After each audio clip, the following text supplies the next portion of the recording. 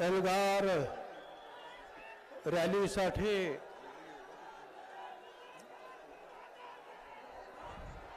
या मंचावर बसलेले सर्व ओबीसीचे भटक्या विमुक्त जातीचे सर्व माझे बांधव, माझ्या समोर उन्हातान्हामध्ये बसलेले लाखो माझ्या बांधवांनो, भगिनी आणि मातांनो, का अनेक महाराष्ट्रांच्या लोकांना असं वाटतं की दोन समाजामध्ये तेढ निर्माण करू नका, महाराष्ट्र पेटवू नका. अरे बाबा, त्यांच्या 15-20 सभा झाल्या का आमची एखादी सभा होती? ते काही बोलतात आम्हाला, आम्ही ऐकून घेतोय. पहिल्यांदा ते बसले, काय म्हणाले, हे भुजबळ तुझा खुटाच उपटील, तुला हामुकच काय खुटामध्ये काय.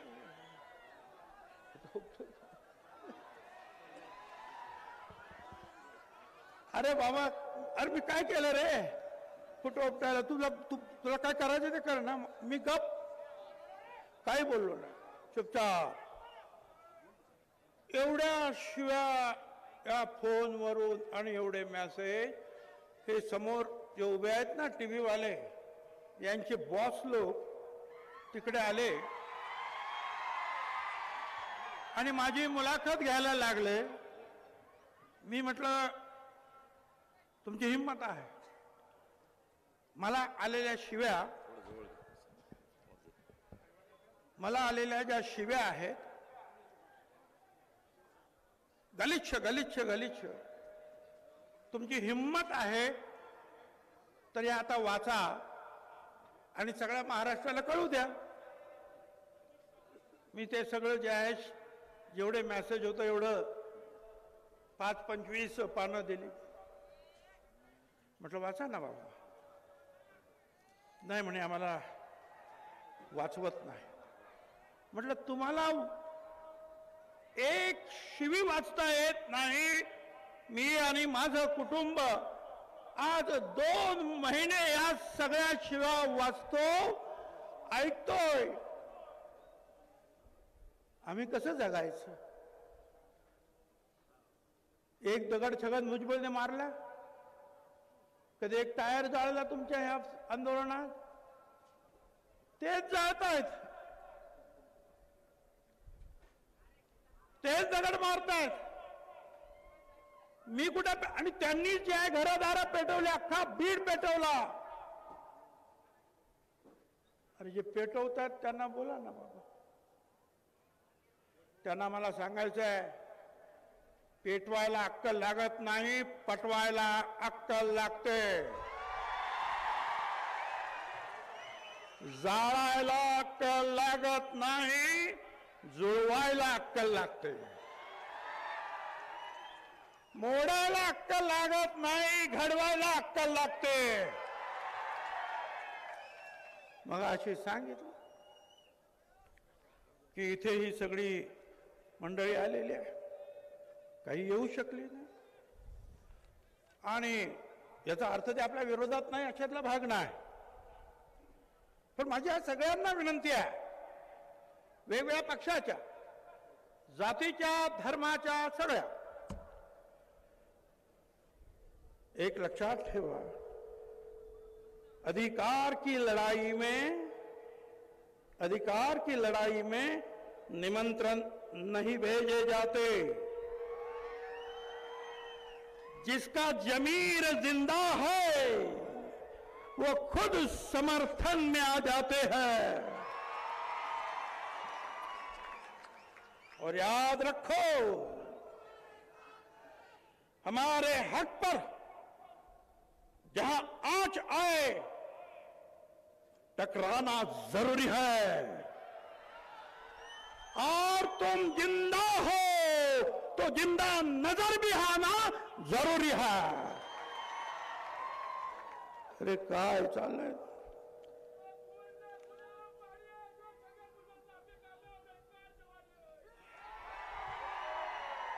आता नवीनच बोलायला लागले. नवीन निर्माण नेते काय जे नवीन नेते म्हणले काय भुजबळ म्हातारा झाले, म्हातारा झालंय, अरे आहेच ना यार. आता म्हातारा तर झालोच आहे आता काय. आणि सगळेच म्हातारे होणार. तुमचे पण माता पिता म्हातारे कदाचित झाले असतील भाऊ, तू पण होशीलच. पण हे जे केस पिकले ना, हे केस एका आंदोलनात नाही पिकले. जेवढे केस आहेत ना तेवढी आंदोलनं या छगन भुजबळने केलेली आहेत. जीवाची पर्वा न करता आंदोलन छगन भुजबळला नवीन नाही. दोन्ही बाजूनी तुम्ही आम्हाला अडचणीत आणताय. एका बाजूने कुणबी सर्टिफिकेट घ्या, मराठा आरक्षण द्या, हा कार्यक्रम चालू आहे. तुम्हाला माहिती आहे दुसरं आणखी काय चालू आहे? मगाशी कोणीतरी सांगितलं. ते बाळासाहेब सराटे हायकोर्टात गेलेत आणि त्यांचं काय म्हणणं आहे की तुमचं आमचं सगळं आरक्षण हे चुकीचं आहे, त्यांना बाहेर काढा. म्हणजे आम्हाला तुम्हाला सगळ्यांना ओबीसीच्या बाहेर काढा आणि त्यांच्यासाठी सगळी जागा करून द्या. हायकोर्टामध्ये केस चालू आहे. आता काहीतरी 10-11 काहीतरी डिसेंबरला वगैरे काही तारीख दिलेली आहे. काय करायचं. नेहमी एक गोष्ट सांगितली जाते. एक अरब एक उंट घेऊन चालला होता वाळवंटातून. वादळ सुटलं, थोडंसं त्याच्याकडे तंबू होता, तो त्याने तंबू टाकला. तो अरब जो आहे तंबूमध्ये बसला, त्याने उंट जो आहे बाहेर बांधला. आता धूळ उडायला लागल्यावर तो उंट म्हणाला त्या अरबाला, जरा फक्त तोंड लपवायला त्या डोळ्यामध्ये ना ते सगळं वाळू जाते. अरब बोला बरं आहे बाबा, येऊ दे तुझं आत तोंड. मग आणखी थोड्या वेळा थोडं आणखी जरा आत येऊ दे. सगळ्या अंगावरचे जे आहे ना फार त्रास होऊन राहिला.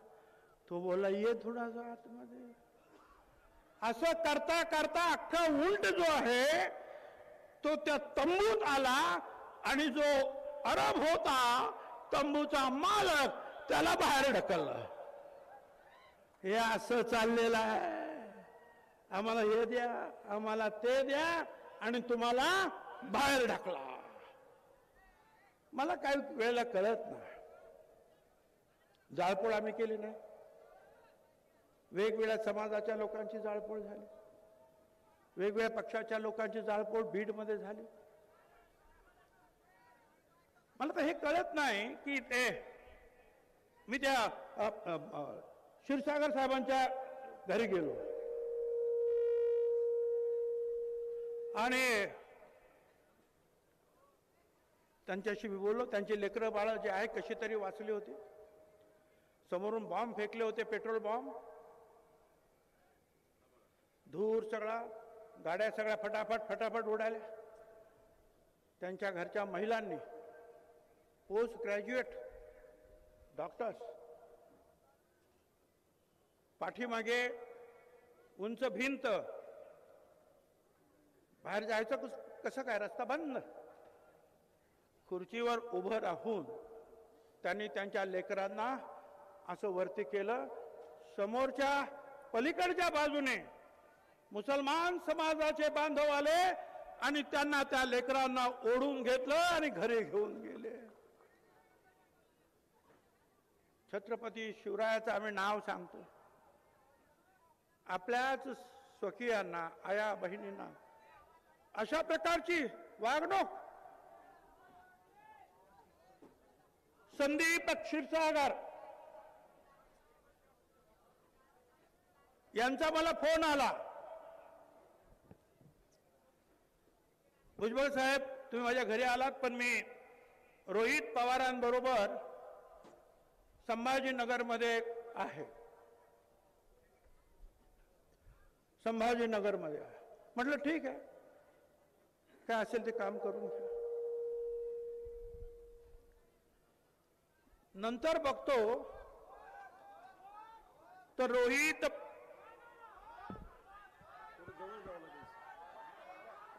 पवार, अरे त्या स्पीकरच्या बाजूला हटा तुम्ही, ना तर ह्युमिंग होणार, आवाज येऊ दे. स्पीकरच्या बाजूला लोक उभे आहेत, कृपा करून सगळ्यांना ऐकू द्या. उन्हात आणत बसले 4 तास.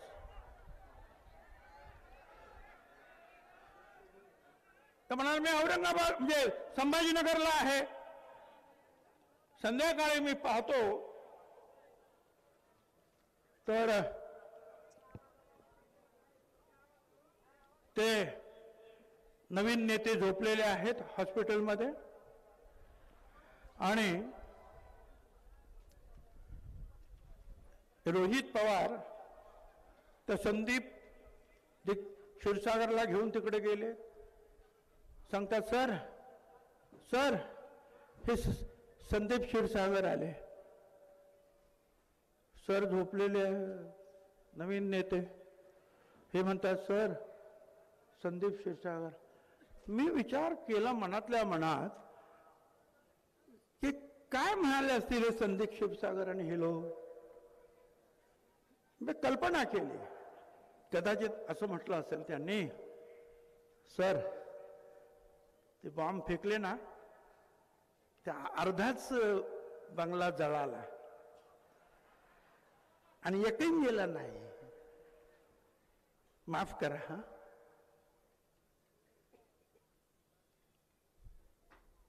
म्हणजे तुला सांगायचं काय, सगळं जळायला पाहिजे होतं आणि कोणी जायला पाहिजे होतं बाबा. अरे गेला कशाला, त्याची माफी मागायला का, तर त्याने तुझं घर जाळलं, तुझी बायका पोरं जे संकटात टाकली आणि हे रोहित पवार त्यांना घेऊन जातात. काय चाललंय काय मला काय कळायला मार्ग ना. ओबीसी आरक्षण आणि त्याचा कोणी धिक्कार केला नाही.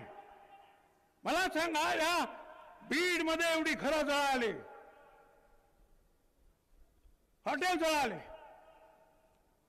जाऊन बघायला पाहिजे होतं सगळ्यांनी, धीर द्यायला पाहिजे होता, निषेध करायला पाहिजे होता. मी गेलो म्हणे आग लावायला गेलो. अरे म्हणजे ते अश्रू पुसायला सुद्धा जायचं नाही. आणि म्हणून मी ज्या वेळेला संभाजीनगरला आलो आणि मी सांगितलं अरे हम आह भरते हैं, दुःख सांगतो आम्ही, हम आह भरते हैं तो बदनाम हो जाते हैं, वो कत्ल करता है तो चर्चा नहीं होता. त्यांनी काही करा त्याला बोलू नका. मी दुःख सांगितलं तर बदनाम करायचा काम. या ओबीसी आरक्षणाचा इतिहास सगळ्यांना माहिती आहे. पंडित जवाहरलाल नेहरू सगळ्या राज्यांना सांगितल्यानंतर चव्हाण साहेबांनी सुद्धा त्यांच्या आदेशानुसार बी.डी. देशमुख कमिशन समिती नेमली. 14% आणि 68 सालामध्ये रिपोर्ट आला आणि वसंतराव नाईक साहेबांनी त्यावेळेला मुख्यमंत्री असताना त्याची अंमलबजावणी केली. आणि त्याच्यामध्ये जे आहे वेगवेगळं आरक्षण जे आहे सगळ्यांना देण्यात आलं. भटक्या विमुक्तांना सुद्धा वेगळं आरक्षण दिलं. त्या ओबीसी मध्येच दिलं, त्यांना वेगळं काढून दिलं.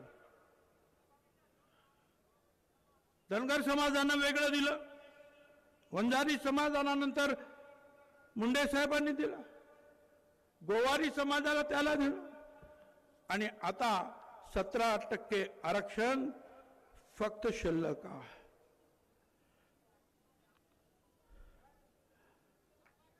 पहिलं आरक्षण वसंतराव नाईक यांनी दिलं 14% आणि दुसरं आरक्षण जे आहे मंडल कमिशनची अंमलबजावणी करून शरद पवार साहेबांनी जे आहे आपल्याला दिलं ते 27%. आणि शरद पवार साहेबांना कुणाचं आरक्षण कमी करायचं आणि कुणाला नवीन टाकायचं त्यांच्या हातात नव्हतं, पण त्यांनी अंमलबजावणी केली. त्याबद्दल मी त्यांचा आभारी आहे. सरकारी नोकरीमध्ये जे आहे त्या दिवशी आकडे आले, या ओबीसी समाजाला जे 27% आरक्षण पाहिजे आहे ते फक्त 9.5% आरक्षण या ओबीसी समाजाला आहे. 1,30,000 जागांचा आमचा अनुशेष आहे या ओबीसी समाजाचा. 1,30,000 हे आरक्षण अगोदर भरा. आज या 10% आरक्षण जे आहे मोदी साहेबांनी दिलं, त्याचा फायदा कोणी घेतला? मराठा समाजाने 85% त्या 10%मध्ये मराठा समाज, उरलेल्या 40%त मराठा समाज आणि आमच्या 27% मध्ये सुद्धा त्यांनी आरक्षण घेतलं. सगळ्यात जास्त लाभ जो आहे हा त्यांना झाला. बोलण्यासारखं आज सांगायचं झालं तर जो गायकवाड रिपोर्ट सुप्रीम कोर्टात गेला मराठा आरक्षणासाठी, त्यांच्या समोर मांडणी काय होती? मराठा समाजाला लोकसेवा आयोगातील जे प्रतिनिधित्व आहे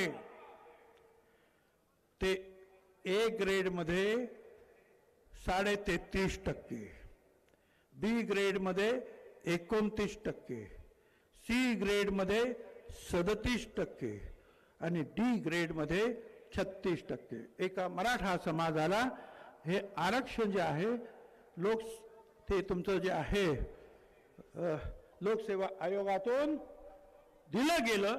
हे गायकवाड समितीने सुप्रीम कोर्टात मांडलं आणि मग सर्वोच्च न्यायालय म्हणालं जो समाज स्वतःच्या बळावर खुल्या वर्गातून लोकसेवेतील एवढ्या जागा पटकवतो त्याच्यासाठी खरं तर ही अभिमानाची गोष्ट आहे. कुठल्याही परिस्थितीत मराठ्यांना पुरेसं प्रतिनिधित्व नाही असं म्हणता येणार नाही आणि म्हणून आरक्षण देता येणार नाही. उच्च दर्जाचे IAS, IPS, कलेक्टर, SP, ऐका, मराठा समाज 15.5% IAS मध्ये, IPS मध्ये मराठा समाज 28%, फॉरेन सर्व्हिसेस मध्ये 18%, मंत्रालय कॅडर मध्ये जे मंत्रालयात काम करतात ना त्याच्यामध्ये ए ग्रेड मध्ये 37.5%, बी ग्रेडला 52%, सी ग्रेडला 52% आणि डी ग्रेडला 55%. मराठा समाजामध्ये गरीब आहेत, आमचा त्यांना विरोध नाही, पण त्यांना हे दिलं जात आहे. आणि एवढंच नाही तर आतापर्यंत अण्णासाहेब पाटील आर्थिक विकास महामंडळाने 70,000 लाभार्थ्यांना 5,160 कोटी रुपये दिले.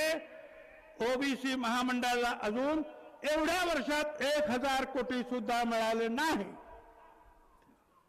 वेगवेगळ्या मगाशी सांगितलं यात 31,000 म्हणजे 10% जे आरक्षण आहे EWS, जे 10%चं आरक्षण दिलं मोदी साहेबांनी, त्याच्यामध्ये त्या आरक्षणामध्ये वेगवेगळ्या अभ्यासक्रमामध्ये 78% मराठा समाजाला आरक्षण मिळालं. लोकसेवा आयोगाने नियुक्त्या दिल्या. 650 नियुक्त्यांपैकी 85% नुकतं त्या मागच्या ह्या 8-10 महिन्यात 85% नियुक्त्या मराठा समाजाच्या.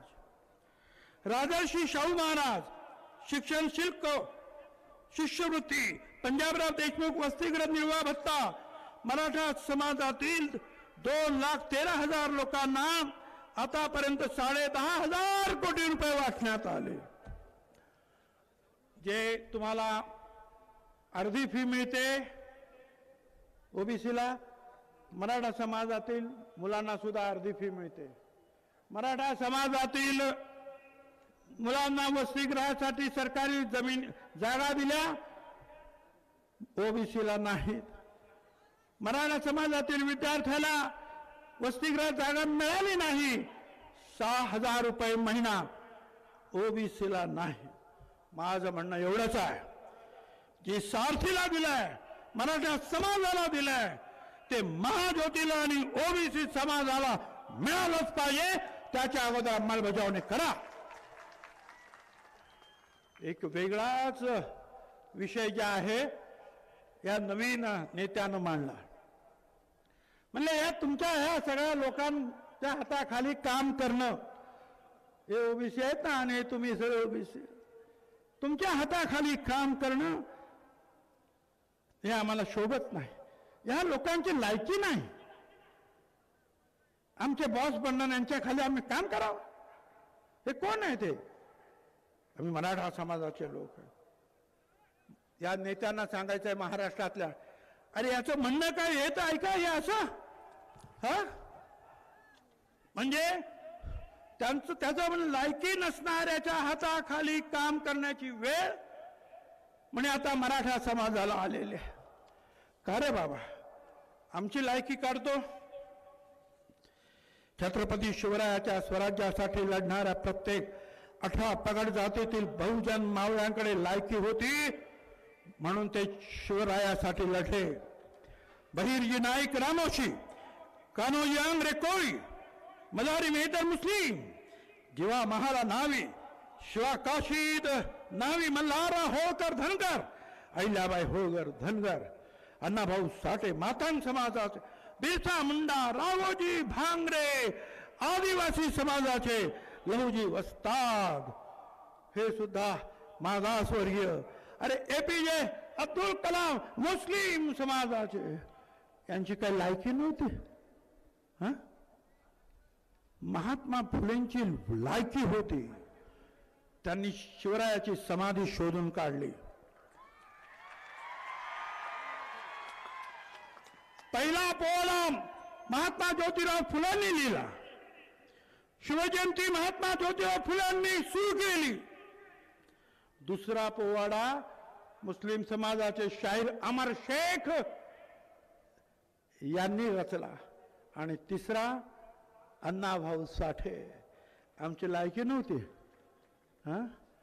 अरे जो संविधान दिवस आज आम्ही मानतो आहोत, आज अख्ख्या देशाला जे संविधान लागू आहे आणि अख्ख्या जगाला ते संविधान अभ्यास सगळं जग करताय, ते बाबासाहेब आंबेडकर दलित समाजाची त्यांची लायकी नव्हती. कुणाची लायकी काढता तुम्ही?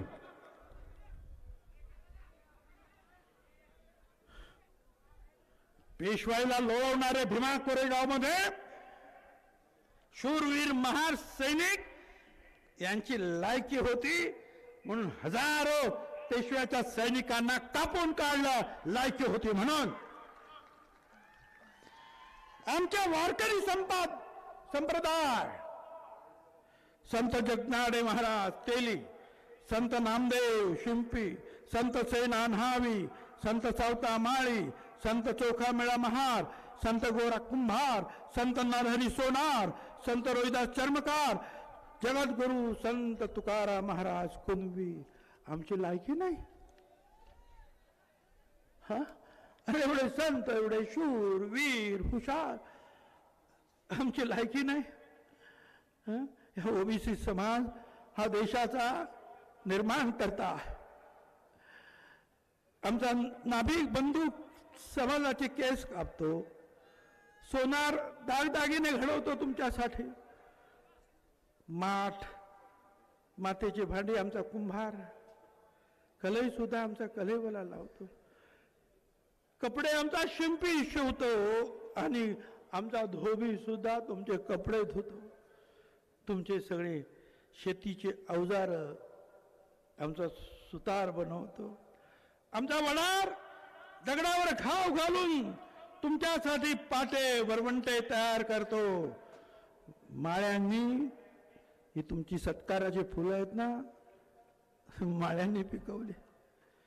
या चपला सुद्धा, वाहना सुद्धा माझ्या चर्मकार बांधवांनी, आणि यांचं घर बेलदार समाजाच्या माझ्या बांधवानं तर लोहाराने लोखंडापासून हत्यार बनवली. आमची लायकी नाही. अशी कितीतरी लोक जे आहेत लायकी असणाऱ्या, पण करायचं काय? आज कोणी काय बोलतो, यांची लायकी आहे का, यांची लायकी आहे का? तुम्हाला सांगतो, मागचा जो MPSC असते ना, महाराष्ट्र लोकसेवा आयोग, त्याच्यामध्ये ज्या परीक्षा झाल्या तर कट ऑफ पॉईंट जो असतो ना, कट ऑफ पॉईंट म्हणजे शेवटचा त्यातला घेतलेला, म्हणजे 100च घ्यायचे आहेत पण 500 आहेत, पण त्याचा कट ऑफ कुठे आहे? ओपन मध्ये 106 जागा होत्या, 96.5 कट ऑफ पॉइंट, आणि खेळांमध्ये 27.5. ओबीसी मध्ये 106 जागा होत्या, त्यांचा कट ऑफ पॉइंट होता 96.5, आणि स्पोर्ट्स मध्ये, खेळामध्ये 64%. अरे आमचे सगळेच लोक, अगदी VJNTचे सुद्धा लोक, त्यांचा कट ऑफ पॉइंट जो आहे 96.5च्या दरम्यान आहे. वंजारी समाजाचा आहे, धनगर समाजाचा आहे. काढून बघा, रिपोर्ट काढा.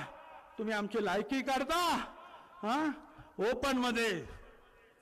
आता ही जी आहे Maharashtra non gazetted group B आणि ग्रुप C सर्व्हिस कंबाईंड परीक्षा जी आहे, परत Maharashtra public service commission, open मध्ये 54% कट ऑफ पॉइंट आहे. शेड्यूल कास्टचा 54%, तो पण तसाच आहे. ओबीसीचा सुद्धा 54%, 54.25, 54.25, 54.25. काढा रे, रिपोर्ट काढा. आमच्या पोरांची लायकी नाही तुमच्या बरोबर, आमच्या लोकांची. आणि परीक्षेमध्ये तुमच्या बरोबर जे आहे, आता म्हणजे आता परिस्थिती अशी झाली, या मागासवर्गीयांच्या हाताखाली कसं आहे काम करायचं. या मागासवर्गीयांचा, या दलितांचा एखादा SP असेल आणि मराठा समाजाचा एखादा सब इन्स्पेक्टर असेल, तर तो सब इन्स्पेक्टर चेंबरमध्ये आल्याबरोबर SP ने उभं राहायचंय आणि त्याला सलाम करायचा आहे, त्या सब इन्स्पेक्टरला. कारण SP ची लायकी नाही, त्याने त्याला सलाम करायचा. आणि मग तो सांगेल असं करा. कलेक्टर असेल एखादा तुमचा, वंजारी असेल, धनगर असेल, आणि एखादा खालचा क्लर्क असेल, कलेक्टरने उभं राहा. तुमची लायकी आहे का? मी क्लर्क आहे, मराठा, आमच्या समोर बसता, उभं राहा, सलाम करा. आमची लायकी नाही. वाह, काय शिकवताय तुम्ही?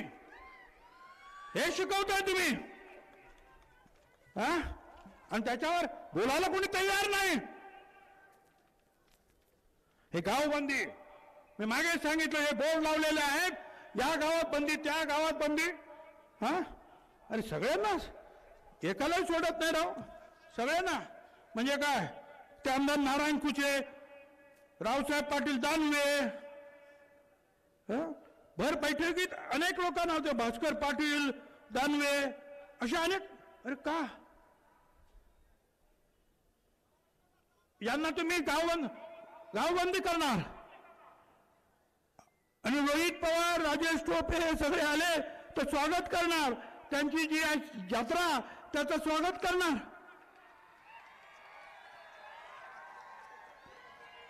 या तुमच्या पोलिसांना मी हे दाखवतोय,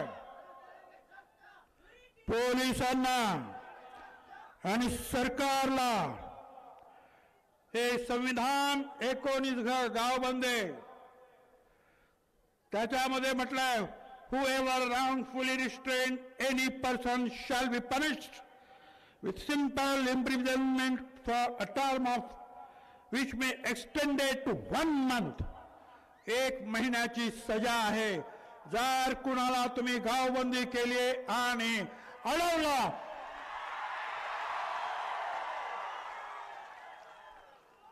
सरकार हे करणार आहे की नाही, पोलीस हे करणार आहे की नाही, म्हणजे संविधान काय?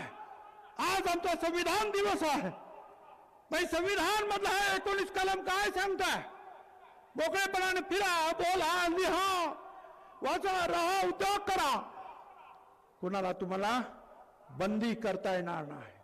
कुठेही तुम्हाला कुणाला सांगता येणार नाही की तुम्हाला प्रवेश नाही. कुठच्या गावामध्ये, कुठच्या शहरात 1 महिन्याची सजा आहे. काढा बोर्ड आणि ज्यांनी बोर्ड लावले त्यांना 1 महिन्याच्या सजेवर पाठवा.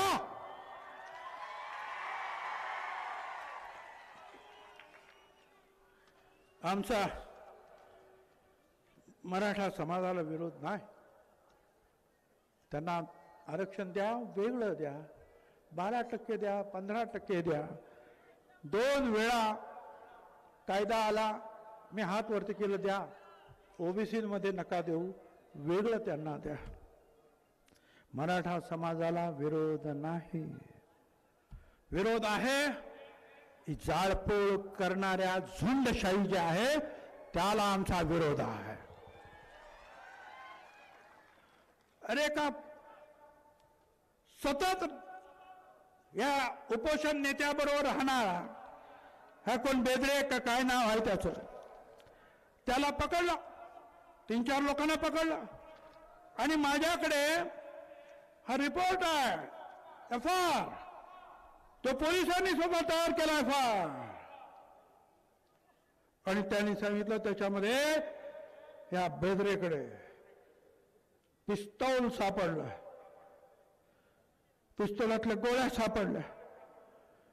ज्या दिवशी लाठीमार झाला म्हणून सांगतात त्या उपोषणाच्या स्थळावर तिथं ज्या त्या बंदुकीच्या ज्या पुंगळ्या सापडल्या ते त्या पिस्तौलच्या होत्या हे सुद्धा दाखवतायत.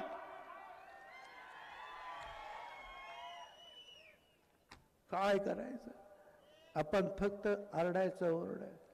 अहो त्याला 24 तास सुद्धा पोलीस स्टेशन मध्ये टीसीआर नाही मिळाला. ताबडतोब न्यायालयीन कोठडी. तुम्ही एखाद्या पोलिसाला ज्याच्यावर आरोप आहे की हे सगळं त्याने केलं, त्याच्याबरोबरच्या गाव गुंडांनी केलं, झुंडशाहींनी केलं, 70 पोलिसांना यांनी जखमी केलं, त्याच्या चौकशीसाठी तुम्ही ठेवणार नाही त्याला? ताबडतोब मॅजिस्ट्रेट न्यायालयीन कोठडी दिली. कशी काय चौकशी करणार? कसा काय न्याय मिळणार? एखाद्या पोलिसाला आम्ही धक्का मारला तर 8 दिवस आम्हाला आतमध्ये ठेवतील. पिस्तूल सापडते, गोळ्या झाडलेलं सिद्ध होत आहे, सगळं काही मिळत आहे, पण ताबडतोब त्याला सेफ केलं जात. आजकाल जे आहे ना, मला एक जे आहे ना फार जुना कागद जो आहे ना कोणी एका बांधवाने पाठवला. प्रेसवाले नंतर तो पाहू शकतात की म्हणजे एवढा जुना कागद कसा सापडला. पण हा 1931चा कागद आहे, म्हणजे वर्तमानपत्रातला. त्याचा जो टाईप पहा, त्याचं ते लिखाण पहा आणि त्याने काय म्हटलं ते ऐका जरा. येती खाणेसुमारी. खाणेसुमारी म्हणजे जनगणना. मराठा बंधूच सूचना 26 फेब्रुवारी 1931 रोजी दशवार्षिक खाणेसुमारी ब्रॅकेटमध्ये मनुष्यगणती होणार आहे. सदर तारखेपूर्वी थोडे दिवस पूर्ण गणती सुरू होईल. दोन्ही गणतीच्या वेळी आपली जात मराठा अशी स्पष्टपणे गणतीदारास सांगावी. कुणबी, मराठी वगैरे सांगू नये. काही मराठा जातीचे लोक इतर धंदे करतात, त्यामुळे धंद्यावरून पडलेल्या सुतार, लोहार, न्हावी वगैरे जाती सांगतात. हल्ली मराठे बांधव शिंपी, सोनार वगैरे सुद्धा धंदे करतात. त्यांनी धंद्याची जात न सांगता मराठा अशी जात सांगावी व तसे गणतीदारास लिहून घेण्यास सांगावे. सुज्ञ जाणत्या मराठ्यांनी अडाणी मराठ्यास जात मराठा असे सांगण्यात सांगावे व गणतीदार तसे लिहून घेतात की नाही याकडे लक्ष पुरवावे अशी विनंती आहे. एक मराठा 1931 म्हणजे कुणबी मराठा नाही, मराठा मराठा. आणि म्हणूनच आमच्या एक भगिनी ज्या आहेत शिवकन्या तेजस्विनी ताई चव्हाण, त्यांनी सांगितलं आम्ही मराठा आहोत, जातीवंत, आम्ही कुणबी नाही, आम्हाला कुंदन मिळत आहे का नाही. तुम्ही सगळ्या मराठा समाजाला कुणबी करणार? या महाराष्ट्रामध्ये एक सुद्धा मराठा शिल्लक राहणार नाही. सगळे कुणबीच, सगळे ओबीसीच, मराठाच नाही शिल्लक. असं कसं होईल? म्हणून आमचं वेगळं आरक्षण द्या. त्यांना सुद्धा धमक्या सुरू झाल्या. तर काय सांगायचं? मागे मी सांगितलं अरे पंढरपूरला सुद्धा यांना येऊ देऊ नका म्हणून सांगतात. त्याच्यावर मी काय म्हटलं तर लोक म्हणाले काय भुजबळ देवाला सुद्धा मध्ये. आता मी नाही आणत त्या देवाला मध्ये, हे आरक्षणवाले आणले. तेच म्हणाले होते ना उपमुख्यमंत्र्यांना येऊ देणार नाही म्हणून. मी म्हणालो संबंध काय आरक्षणाचा आणि विठ्ठलाचा? विठ्ठल तर सगळ्यांचा आहे, तो देव सगळ्यांचा आहे. त्याच्या पूजेला आपली लढाई नंतर लढा, पण पूजेला सुद्धा तुम्ही यायचं ना. काय चाललं? सोलापूर जिल्ह्यातील तुळशी गावामध्ये नाभिक समाजाच्या माणसानं मराठा समाजाला मतदान केलं नाही. संपूर्ण गोठा घर दार वगैरे सगळं जाळून टाकलं. जिवे मारण्याचा प्रयत्न केला. 2-2.5 लाखाचं नुकसान केलं. तारापूर तालुका पंढरपूर एका अपंग पोराला आत्महत्या केली ओबीसी समाजाच्या, असं दाखवलं गेलं. त्याचे पाय जमिनीवर आहेत, दोरी झाडाला लटकलेली आहे, तो अपंग आहे, तो झाडावर चढलाच कसा? आणि आत्महत्या करणाऱ्या त्या पोराचे पाय तो जमिनीवर आहे. मग त्याचा जीव गेला कसा? खून केला. ह्या लोकांनी खून केला, पण पोलीस म्हणतात आत्महत्या आहे. एक शेंडी गाव, शेंडी केळगाव, एक सरपंच माझी भगिनी तुमच्यासारखी फक्त अंबडच्या मेळाव्याला आली. सरपंच ओबीसी, गावबंदी केली तिला. तू गावात यायचं नाही. अरे सरपंच आहे, फक्त सभेला आली म्हणून गावबंदी. पोलीस काही करत नाही. मग याच्यावर आपल्याला काहीतरी करावं लागेल. त्यांना दाखवावं लागेल हम रुके हुए थे, थके नहीं थे. अब लड़ेंगे हर दिन, डरेंगे नहीं है. देख रहा है तमाशा हम भी, जीतेंगे एक दिन, मरे नहीं है.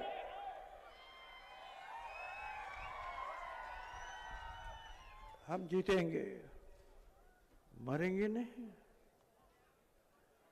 मग कसे जितणार? तुम्हाला सांगतो. एकत्र आलं तर काय होतं? हे पत्र आहे, वर्तमानपत्र. पारगाव, दौंड ग्रामपंचायतीच्या निवडणुका झाल्या. सगळीकडे भाजप आला. भाजप 10-12 ठिकाणी, 1-2 ठिकाणी दुसरे कोणतरी आले. एक ठिकाणी एक बहुजन विकास आघाडीची महिला ज्या आहे सरपंच पदाला उभी राहिली. सगळीकडे बाकीचे आले बरं का. तिने काय केलं? फक्त एक बोर्ड लावला, एकच पर्व ओबीसी सर्व. एक बोर्ड लावला. परिणाम काय झाला? सगळ्यांपेक्षा दुप्पट मताने निवडून आली.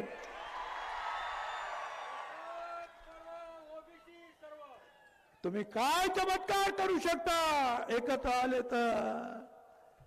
मला एकच सांगायचं माझ्या या बांधवांना, जे इथे आहेत, जे बाहेर असतील नेते, आपण सगळे आपसातल्या मतभेद, इगो बाजूला ठेवा. भुजबळला बोलवा, नका बोलवू. पण तुम्ही सभा घ्या, मीटिंग घ्या, रॅली घ्या, ओबीसींचा आवाज बुलंद करा. कुठच्याही स्टेजवर जा. मी कुठे काय म्हणतो नेतृत्व. अरे मी आज 57 वर्ष शिवसेनेच्या पहिल्या दिवसापासून आहे. अनेक ठिकाणी देशामध्ये गेलो. 5-5, 7-7 लाखाच्या सुद्धा मीटिंग बिहार आणि रामलीला मैदानावर. नेतृत्वाची हौस नाही, आमदारकीची हौस नाही, मंत्री पदाची सुद्धा नाही.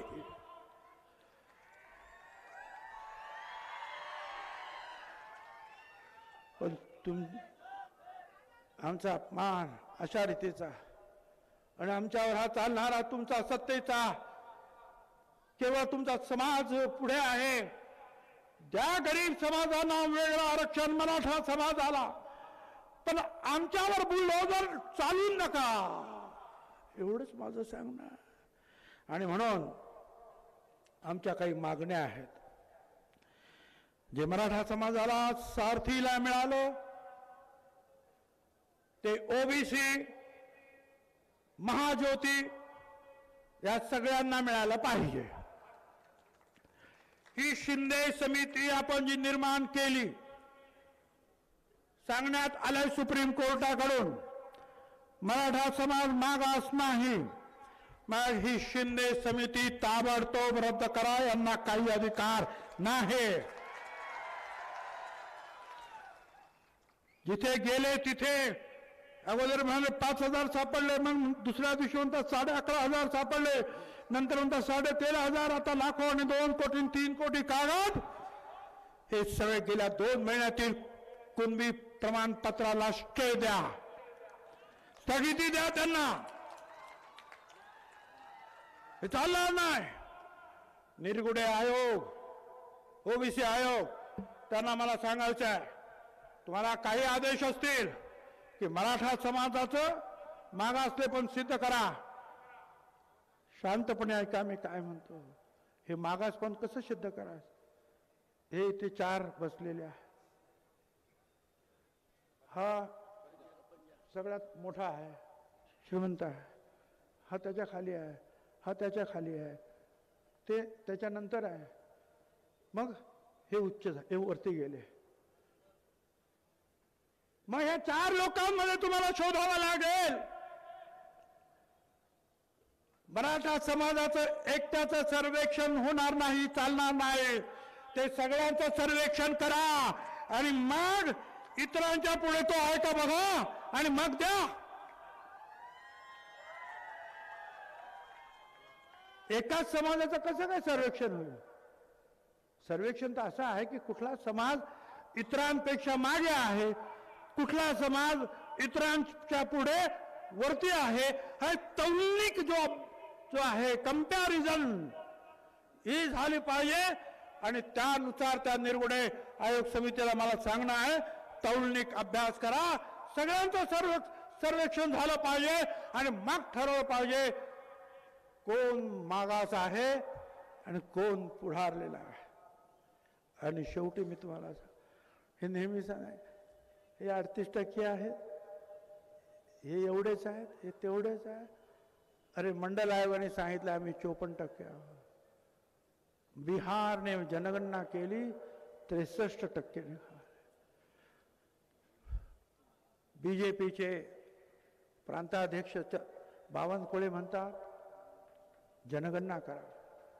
आदरणीय नेते शरद पवार सांगतात जनगणना करा.